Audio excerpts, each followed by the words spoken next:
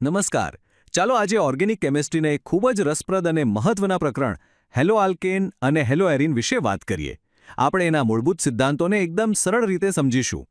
સીધા જ બંધારણ અને નામકરણ પર જઈએ એ પહેલાં ચાલો એ જોઈએ કે આ સંયોજનો આપણા જીવનમાં ખરેખર કેટલા મહત્વના છે.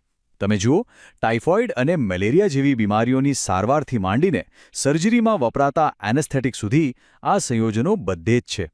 આનો અર્થ એ કે આ માત્ર પુસ્તકનું એક પ્રકરણ નથી, પણ વાસ્તવિક દુનિયામાં ખૂબ જ ઉપયોગી છે. તો આજે આપણે શું શું શીખવાના છીએ?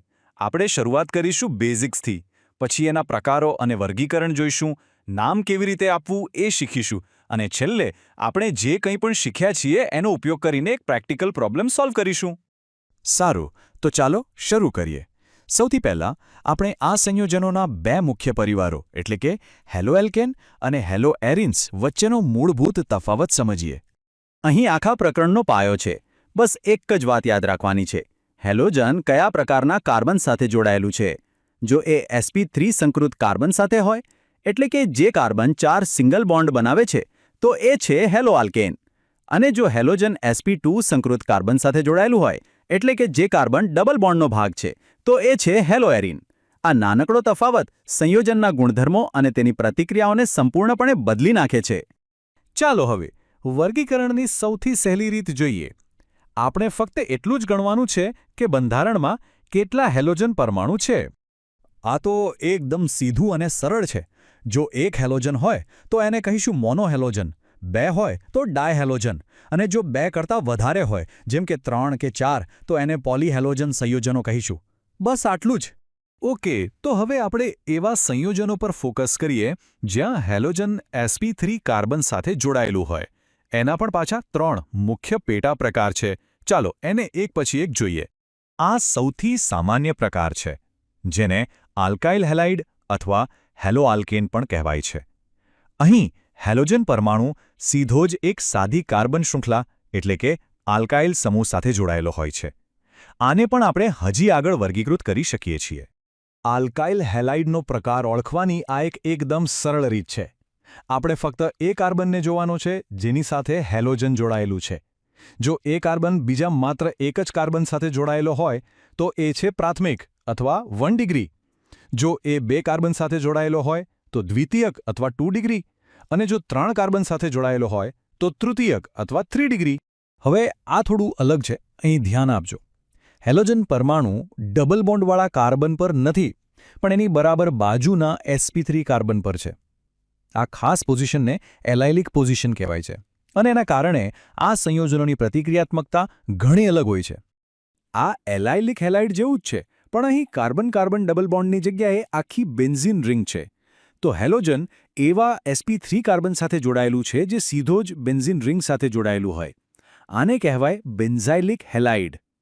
સારું, અત્યાર સુધી આપણે sp3 કાર્બન સાથે જોડાયેલા હેલોજનની વાત કરી. હવે આપણે એવા સંયોજનો તરફ આગળ વધીએ જેમાં હેલોજન સીધો sp2 સંકૃત કાર્બન સાથે જોડાયેલો હોય છે. હવે આને એલાઇલિક હેલાઇડ સાથે ગૂંચવતા નહીં. યાદ છે, એલાઇલિકમાં હેલોજન ડબલ બોન્ડની બાજુના કાર્બન પર હતું, જ્યારે અહીં વિનાઇલિકમાં હેલોજન સીધું ડબલ બોન્ડવાળા sp2 કાર્બન ઉપર જ જોડાયેલું છે. આ બાજુમાં અને ઉપર જનો તફાવત ખૂબ જ મહત્વનો છે, એ ખાસ યાદ રાખજો. અને આ છે આપણા બીજા મુખ્ય પ્રકારના સંયોજનો હેલો એરિન.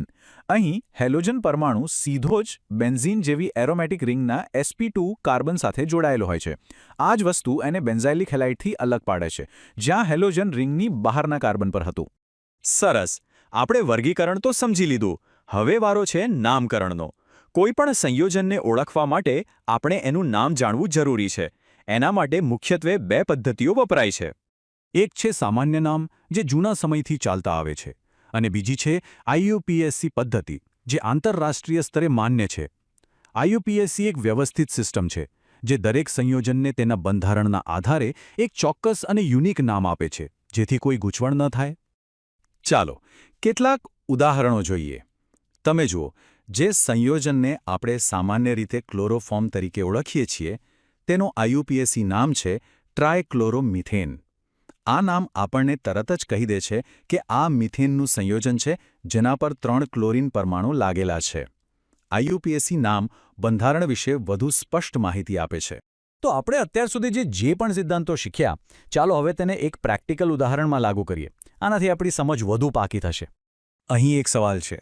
આપણને એક આણ્વીય સૂત્ર આપ્યું છે C5H11Br. હવે આપણે એના શક્ય તમામ બંધારણીય સમઘટકો દોરવાના છે, એમના આઈયુપીએસી નામ આપવાના છે અને એમને પ્રાથમિક, દ્વિતીયક કે તૃતીયક તરીકે વર્ગીકૃત કરવાના છે. આ એક સરસ કવાયત છે. અને આ રહ્યા એના જવાબો. C5H11Br ના કુલ 8 બંધારણીય સમઘટકો શક્ય છે. અહીં દરેકનું નામ અને તેનું 1 ડિગ્રી, 2 ડિગ્રી કે 3 ડિગ્રી વર્ગીકરણ આપેલું છે. આ આખું લિસ્ટ આપણે જે નિયમો શીખ્યા એનું એક પરફેક્ટ રિવિઝન છે. તમે દરેક બંધારણને દોરીને ચકાસી શકો છો.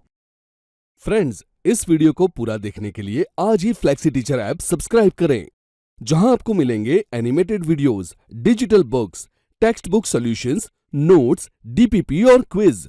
और हाँ, flexi teacher app mobile, TV और कंप्यूटर पर अवेलेबल है.